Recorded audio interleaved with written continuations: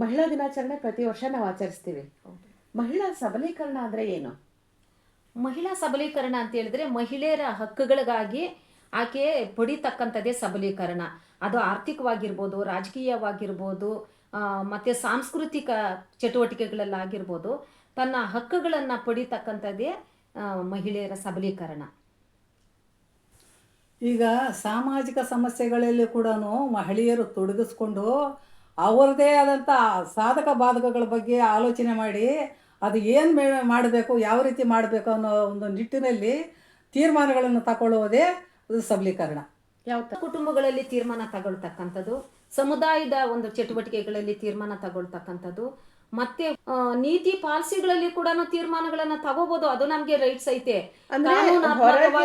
ಹೊರಗೆ ಅಂತ ಹೇಳಿದ್ರೆ ನೀವು ಹೇಳೋದು ಅದು ಪಂಚಾಯತಿ ಇರ್ಬೋದು, ಜಿಲ್ಲಾ ಪಂಚಾಯತಿ ಇರ್ಬೋದು, ವಿಧಾನಸಭೆ ಇರ್ಬೋದು,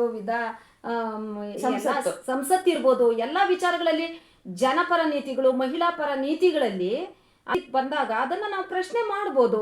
ಈಗ ಉದಾಹರಣೆ ಸಾಮಾಜಿಕ ಪಿಡುಗು ಯಾವ್ದು ಅಂತ ಹೇಳಿದ್ರೆ ಸಾರಾಯಿನೇ.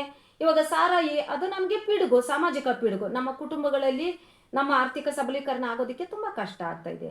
ಈಗ ಮೈಕ್ರೋ ಫೈನಾನ್ಸ್ ಕೂಡ ಅದು ಒಂದು ನಮ್ಗೆ ಸಾಮಾಜಿಕ ಪಿಡುಗು.